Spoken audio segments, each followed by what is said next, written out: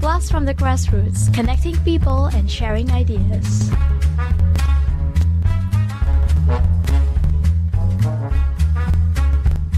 Good morning, everybody. Welcome back to our second session, Blast from the Grassroots. And then my name is Grace. This is Gowri. And yes, our Christmas just was yesterday. And how was your Christmas? Oh, I had a lot of fun with you guys, of course. We had a great party, and it's something that we needed because we worked so hard all year, and it was good to get a few days off and to just let it all out and have fun. Yep, and definitely today is another very interesting segment with our special guest to talk about the startups business in Malaysia. His name is Derek Toh, and he's founder of WOBB.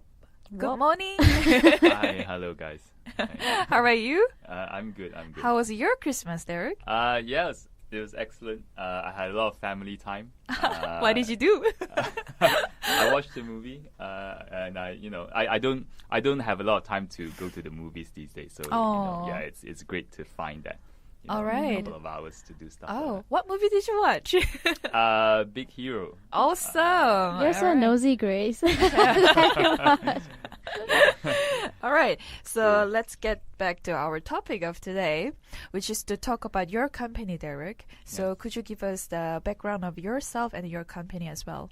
Okay, so I guess, background about myself. I think a bit complicated. 6 years ago, if you asked me, what I'd be doing, I never would have guessed I'd be doing this. I was an auditor with one of the big four firms. I was doing it in London. I see. And at the time, that wasn't that great for me, but everyone loves auditing, right? So I came back to Malaysia and then somehow found landed a job doing recruitment. So I went to this firm called Robert Walters. It's actually the most established firm here in Malaysia right now. But I went there looking for a job. But they asked me, do you want to do recruitment instead? So I said, yeah, sure, why not, right? Because, accounting wasn't really something that I enjoyed. So I said yes. And when I was there, I just found this this passion for like working with people. I didn't expect to enjoy it that much. And the company was really small at the time. I think we had like 15 people. But when I left, there was almost 4 times the size already. So, it was because of that I thought, hey, I think there is something that I really enjoy doing, which is, helping, working a lot of people with their careers and stuff like that. So that's a bit about me. That's why I kind of started WOBB. Yeah. And what's WOBB? Why stands WOBB? Why WOBB? Okay, WOBB actually stands for Working on Beanbags, and I used the beanbag to kind of represent, very modern work culture. And a very relaxing one at that. Doesn't have to be relaxing. Some people have beanbags to office and they work really hard. No, but you don't need a beanbag to be on WOBB. But I just used it to represent companies that do care about culture. So that's how it started. But the funny thing about the name, right? So I actually decided on the name like just one day before I registered the company. So it was a very last minute decision. Yeah. So when I was working on it, the working prototype, we were calling it something really dumb like Red Panda. So for like 2 months, I was working. It was called Red Panda, until just one day before I was about to register the company, I looked at it and said, I feel like it sounds like a Chinese restaurant. So actually, it does because of panda, especially. Yeah, that's right. Yeah, I felt like I should order chow mein or something. So so I just decided to just change the name. So your company focuses on the working culture. Why do you emphasize so much on the working culture? I think what I found was doing recruitment. When I speak to a lot of young people, especially, when they tell me what they're looking for, they will always ask me questions like, "Hey, what's it like to work in this company? What's the boss like? Who are my colleagues going to be? What have you heard about the work environment there?" So questions like that, which you don't actually find anywhere. You can't, without asking your friends or people who already know people in the company, there is no way for you to really get information like this. So even if you go on job sites these days, right, they focus a lot on listing jobs. That's what they do, but they don't actually tell you a lot about what it's like to work in the company. So that was kind of the reason why I thought, hey, there is something here that people want to know. So we decided to kind of do that. I think that's true. These days, of course, people still care about the salary and all, but it's more about the working environment. They want to know what kind of colleagues they're going to have. Is the boss going to be flexible, and what kind of a office, like are we going to be in cubicles, or is it going to be an open, transparent space? So I think all that really is something that the younger generation these days are giving more emphasis on, in a way. That's right. And if you look at how people on existing job sites, right, because you can't tell what a company is actually doing, what people end up doing is they just send their CV to all kinds of companies. Right. Because they don't know, right? So, and then they'll go for interviews, and then they discover, whether or not they like this company, which is a huge waste of time, in my opinion. So, if you can pretty much look into a company before you even send that CV out, you can kind of already decide. And it saves your time, and you can look for better companies that resonates with what you want. That's right. And it's a great place to discover a lot of companies that you wouldn't actually already know. If you ask a handful of, say, graduates, people who would you want to apply to, you have your usual suspects, like your big corporate companies who do advertise a lot of branding. They know them. But if you're not looking for something like that, you wouldn't know how to find out of I think there are about 600,000 or so SMEs like in Malaysia. How would you distinguish which is a good one and which is not, right? That's correct. Yeah.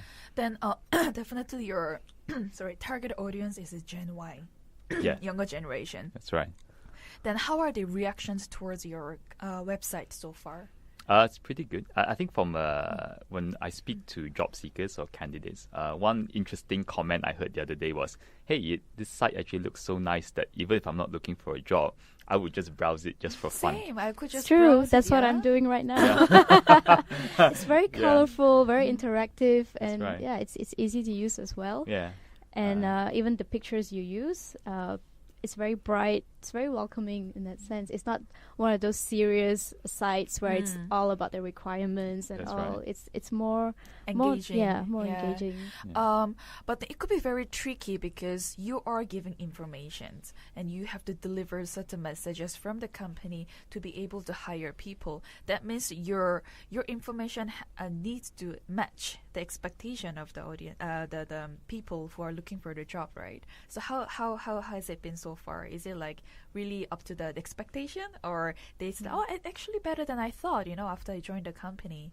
Do you usually get the feedback from the people after they apply for the job? I haven't actually spoken to anyone who's gone for interviews, but I have heard feedback from the companies themselves, though, and a lot of them tell me that the quality of the candidates that are coming through from WOBB are actually a lot better than what they normally get on a job site, because we're so specialized on a certain group of people, right? So in terms of the traffic that comes to the site also, it's a lot better.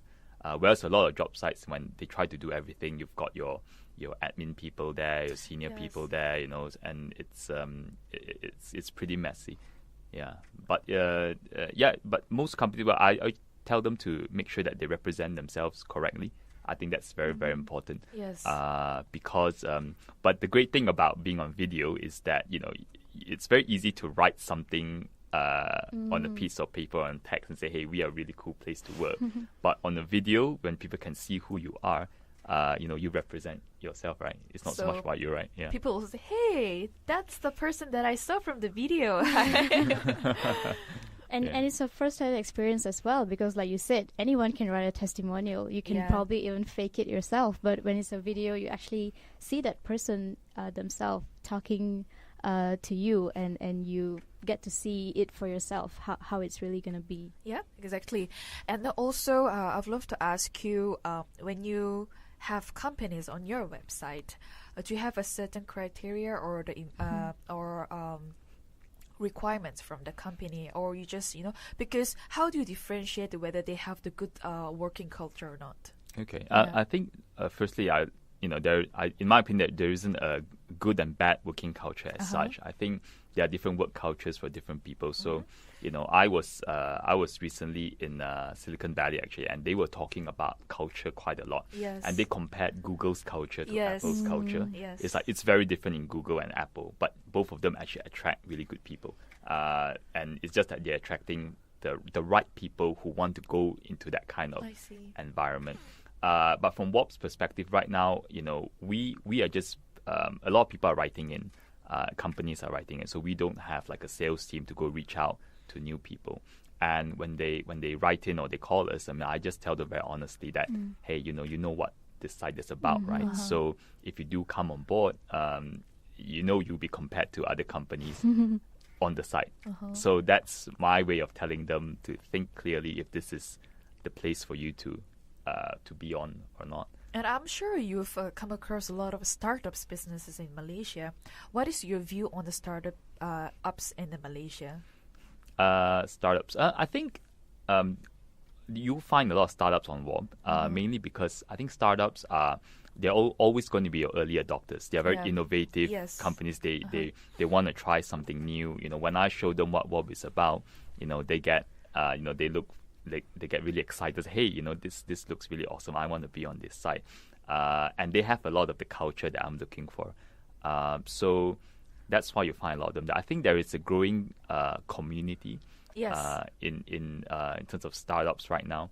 If you look back, I wasn't doing business 5-6 years ago, 10 years ago, but from people who have been, they'll tell me that if you wanted to do a business in the past, you'd be like, you go through your own networks, you use your own resources to try to figure out how to start your business. But right now, there is a place where you can go where people kind of come together and kind of share ideas and give each other support. So I think it's great, right? So the startup ecosystem in Malaysia is actually, it's actually evolved or growing quite quickly in the last few years.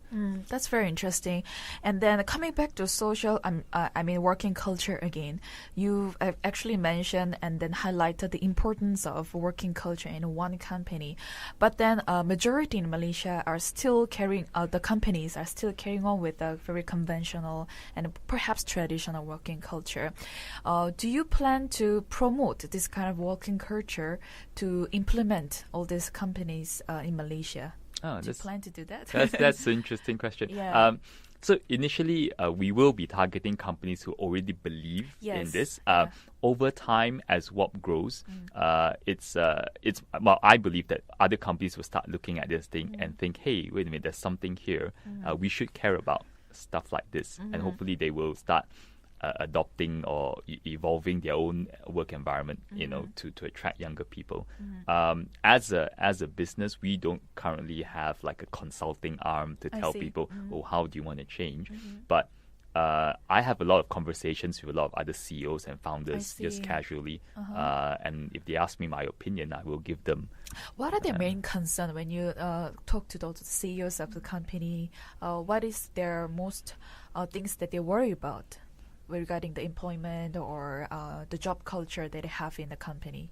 I think if you talk to a lot of HR people, they would say something like, hey, it's so difficult managing Gen Y, it's changed, it's different. But I hear that a lot. Yes, I sure. hear. But and how do they overcome? I think our boss is complaining as well. Oh, right, okay. So those are the hurdles that they have been facing recently, right? Because of the younger generations. So what are the other? What's their solutions to overcome? Do they actually plan to change the working culture, or do they come up with a different system? I think they do try. So what? Traditional way when the business looks at it, right? They think, hey, Gen Y, maybe they're driven by salary, they're driven by perks. They're not going to stay in your company for very long. But I tell them very honestly, right? It's not a Gen Y thing. I guess their parents will probably think they're spoiled too, right? So as time goes by, people just have more choice. They have more places to work. You don't just have to work in one company forever, not like you used to be then, right? Yeah. So if you want to keep someone who's very good, or you want to attract someone, really good people in your company, you need to care about how you treat them. They need to be empowered to do things. You need to remunerate them well, so that they can have enough money to live a good life. So and obviously all this comes under culture. So culture is not the beanbag, right? Culture is more about the behaviors of the people in the office. It's about how people do things. So over time, I think a lot of people understand that concept. But the difference is, so if you're a really big company, it might be very difficult to kind of suddenly shift mindsets. True. Yeah. Yeah. So it's the guess transition will be very difficult. It's difficult because you've hired like thousands of people already. Everyone has a different mentality, a different mindset. So it's very hard to have a huge culture shift. But in smaller companies, it's a lot easier. Well, it's just one of my suggestions that maybe you could have a like workshop or training session for CEOs of the big company, to share their problems in terms of working culture, and you can perhaps introduce this sort of evolving working culture in the new companies and how they are overcome, and then to be able to communicate with the younger generation in a better way. Yeah, I mean, It was just my suggestion, because I think it's a really good idea that you actually created this WOBB company, and that to promote the company as well as to send out the information to younger generation to receive the better information about the company. Yeah, I think that's a great idea. I mean, I have been asked to give talks to existing businesses that have been running for 10, 20 years, just to give them some advice about what's the best way to change, if you want to attract younger talent. But yeah, over time, we'll see. I guess the vision for the company, apart from it being a place for people to look for jobs, is that one day, every person will be working in the company with the right culture for them, and more companies will realize that it's important to look at stuff like this. So yeah, do you feel like you know how both sides works, like the Gen X and Gen Y? Yeah, I happen to be borderline, I think, personally. So I'm born in 1981. Well, I'm giving away my age now. Don't worry, you're not that old. So, so I've got friends who are older than me. I've got friends who are younger than me. So I can see how different people think. So that's an advantage for you, in a way. Yeah, you could say it's an advantage, or I'm just confused. Maybe I don't know which category I belong to. I have a question. Where creating a working culture is one thing, but then it also comes to the productivity in the company. So this kind of working culture, I will say it's pretty new. And then correct me if I'm wrong. That it all initiated from Google and Apple, and how they actually produce the videos for people to see how the working culture is like.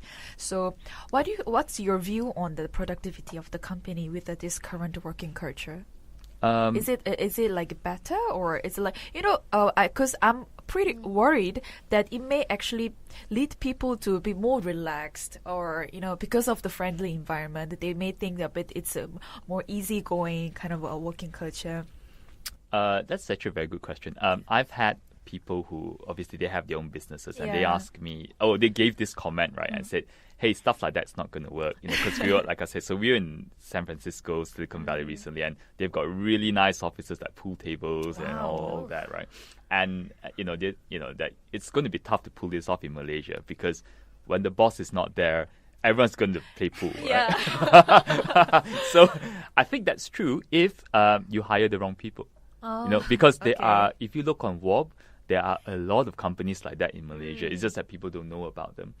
So when I walk into that company, there are people playing pool. Yes, sure. There are people reading a book, sitting on a beanbag. But then there are also a lot of people working. They're having fun. They're having a laugh. I think with a lot of the traditional way of doing things was you come in at 9. And you work really hard like to 9 6. to 5 or 6. Yeah, 6. I pay you to work these hours. You better work these hours. But in truth, I guess now being an entrepreneur myself, my time is very flexible.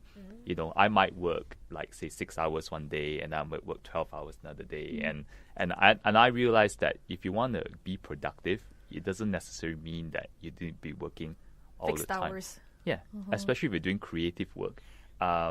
When you're doing creative work, you need breaks in the middle, right? It's not a mechanical job. And I'll say most jobs are creative these days. So when I say creative, people think it's the artist, it's the designer. It's not, right? I think it's if you have a problem that you need to solve, that takes creativity. Of course. Yeah. So it's always good to give people a bit of space sometimes if they have to pause for a bit and think about stuff. How about the mindset in Malaysia, especially because your company is based in Malaysia, and then I believe that you're planning to go regional as well in the future. That's right. But then how about the mindset in people in Malaysia?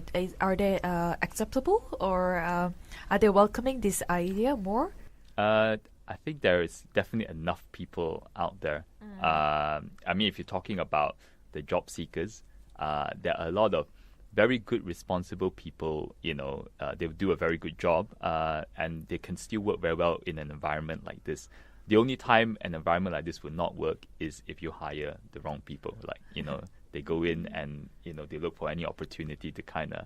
And then they take advantage of all Yeah. those facilities. Yeah. I think that's true. I mean, even if there is no pool table or whatsoever, they'll still find a way, right? Yeah, exactly. If you're a slacker, you are a slacker. That's right. If you are a hard worker, then you will still do your work. You will be, yes. Yeah. So the idea that if you create the right kind of culture, you can attract better people. You can attract the good people, that won't try to slack. So that's how I feel. So on your website, you have videos mainly. That's right. That from the different companies that you invite employees from the different companies. Do you always give the same questions, or do you how do you promote the company? So we typically interview 3 different people. Yeah. Right? So we interview maybe the CEO or founder or someone in senior management, and then we interview 2 other people who actually work there. So for senior people, founders, we ask them questions like, what's your vision for the business? What kind of culture do you try to create in this office? What are your values as a business? And then for people who actually work there, we ask them, why do you decide to join this company? What are your colleagues like? What's it like to work in this environment? So they are pretty standardized questions, but very focused on what it's like to work there, rather than the business itself. So we don't talk a lot about we produce this or we write that. You can go to the website, you can read all about stuff like that. But we focus more about working there. So for the startups out there, how do they actually register on your website, WOBB, and then what are the requirements for them to come and find you?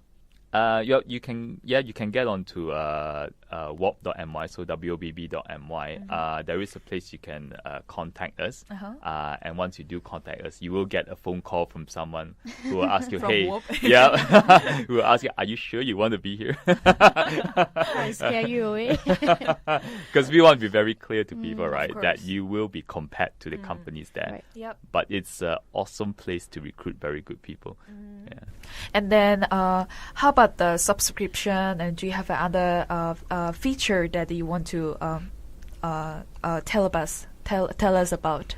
So we're going to go completely mobile soon. So we're working on that. So I can't really go into details now. Yep, it's so alright. very hush Apple style. But we will have other things like comparing how many people view different company pages. We will publish information like that to encourage companies to keep on attracting the right people to their page. Because some of the companies actually like their WOBB page so much that they use that on their. They try to use that on their own website rather than on their own on the career section of their own website.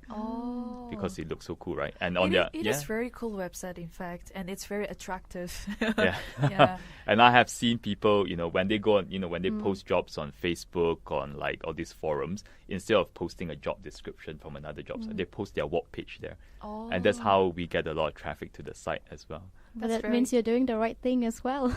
You're on the right track. I hope so. I'm glad that a lot of people like it. So I've got really good feedback from both sides. So whoever wants to promote their company and then look for people to join their company, they can always now go to WOBB.my and then find their own opportunities there. Yeah. And then we are now at the end of our segment. Do you have any wish to our listeners or any entrepreneurs in Malaysia, your personal messages to them? Well, I think if you are a startup, I'd say that the community is actually growing. A lot of the guys that you find on WOBB, they also know each other. There's a lot of support going there. So you can reach out, right? You can reach out. You can ask for help. And to job seekers, well, yeah, there is a better way to find a job now. Yeah. Well, thank you, Dara, for coming. Thank you so much. Okay, for joining thanks for us. having me, guys.